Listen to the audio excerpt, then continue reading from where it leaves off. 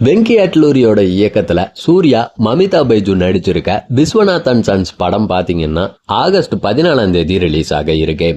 இந்நிலையில சூர்யா வயசுல பாதி வயசான மமிதா பைஜுவை போய் ஜோடியா நடிக்க வச்சிருக்காங்களே அப்படின்ட்டு நிறைய பேர், அதாவது இந்த படத்தை பத்தி தெரியாத நிறைய பேர் பாத்தீங்கன்னா சோசியல் மீடியாவுல பேசுறதாகட்டும் எழுதுறதாகட்டும் நிறைய போட்டுட்டு இருக்காங்க. வெங்கி அட்லூரி ஒன்னும் காரணம் இல்லாம மமிதா பைஜுவை ஹீரோயினா போடலைங்க. கதைப்படி பாத்தீங்கன்னா நம்ம சூர்யாவுக்கு 40 வயசு, மமிதா பைஜுக்கு 20 வயசு. 40 வயசு நபர் மேல 20 வயசு பொண்ணுக்கு காதல் வருது. அதனாலதான் சூர்யாவுக்கு ஜோடியா மமிதா பைஜுவை நடிக்க வச்சிருக்காரு வெங்கி அட்லூரி. அது மட்டும் இல்லைங்க, சூர்யா பாத்தீங்கன்னா இந்த கதையில மமிதாவை வேணான்ட்டு தான் சொல்லுவாரு. ஆனா மமிதா பைஜு சூர்யாவை துரத்தி லவ் பண்ணுவாங்க.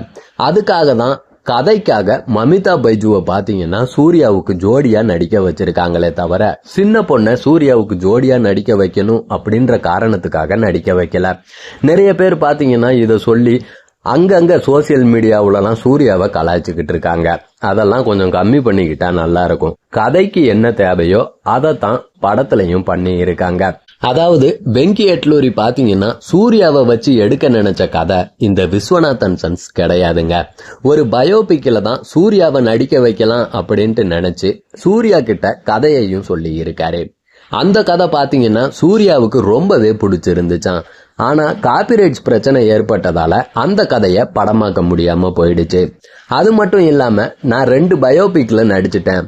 அழகான காதல் கதை கொண்ட படத்துல நடிச்சு 14 வருஷத்துக்கிட்ட ஆயிடுச்சு. அதனால ஜாலியா லைட்டா ஏதாச்சும் கதை இருக்கா அப்படின்ற மாதிரி சூர்யா கேட்டிருக்காரு. இருக்கு சார், ஒரு 40 வயசு நபர் 20 வயசு பெண் பத்தின கதை அப்படின்ட்டு மட்டும் போன்ல சூர்யா கிட்ட சொல்லி இருக்காரு வெங்கி. இதை தொடர்ந்து வெங்கி அட்லூரிய சென்னைக்கு வர வச்சு கதையை கேட்டிருக்காரு 2D என்டர்டைன்மெண்டோட ராஜசேகர பாண்டியன். 10-15 சீன் கேட்ட உடனே அவருக்கு கண்ணே கலங்கிடுச்சாம். உடனே சூர்யாவை தொடர்பு கொண்டு இது நல்ல கதையா இருக்கு, நீங்க கண்டிப்பா நடிக்கணும் சார்ன்ட்டு சொல்லி இருக்காரு ராஜசேகர் பாண்டியன். கதை கேட்ட சூர்யாவுக்கும் அது பிடிச்சு போக இந்த படத்தை நம்ம கண்டிப்பா பண்றோம் வெங்கி அப்படின்ற மாதிரியும் சொல்லி இருக்காரு. இதுக்கு முன்னாடி ஜோதிகா மேடமும் பாத்தீங்கன்னா இந்த படத்தோட கதைய ரொம்பவே ரசிச்சு கேட்டிருந்தாங்க. அது மட்டும் இல்லைங்க, இந்த படத்தோட கதையில செகண்ட் ஹாஃப்ல பாத்தீங்கன்னா நிறைய ஒரு உதவிகள் எல்லாம் செஞ்சிருக்காங்களாம் ஜோதிகா.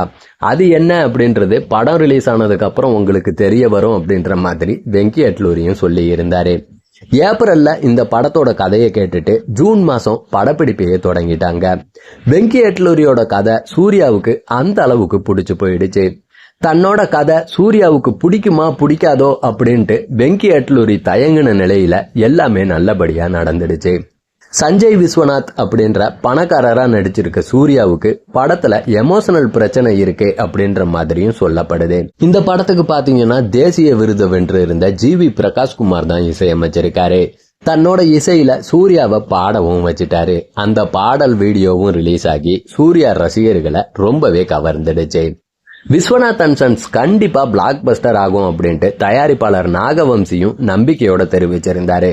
அதுவும் 200% இந்த படம் கண்டிப்பா பிளாக் பஸ்டர் ஹிட் தான் அப்படின்ற மாதிரி இந்த படத்தோட தயாரிப்பாளர் சொல்லி இருந்தாரு. இந்த வருஷம் சூர்யாவோட நடிப்புல ரிலீஸ் ஆன கருப்பு பெரிய அளவுல வெற்றி அடைஞ்சிருச்சு. கருப்பு படத்தை போலவே விஸ்வநாத் அண்ட் சன்ஸையும் குடும்பங்கள் கொண்டாடுற மெகா பிளாக் பஸ்டர் ஆக்குவாங்க அப்படின்ட்டு நம்பலாம். விஸ்வநாத் அண்ட் சன்ஸ் படத்துல சூர்யாவோட லுக் எல்லாத்துக்குமே பிடிச்சிடுச்சு. இந்த மாதிரி ஃபேமிலி மேனா சூர்யாவை ஸ்கிரீன்ல பார்த்து ரொம்ப வருஷம் ஆயிடுச்சுன்னே சொல்லலாம். அப்பப்ப லவ் கதையிலையும் நடிச்சா நல்லா இருக்கும்னு நினைக்கிறேன். அப்பப்ப காதல் கதையிலையும் கொஞ்சம் நடிங்க சூர்யானா.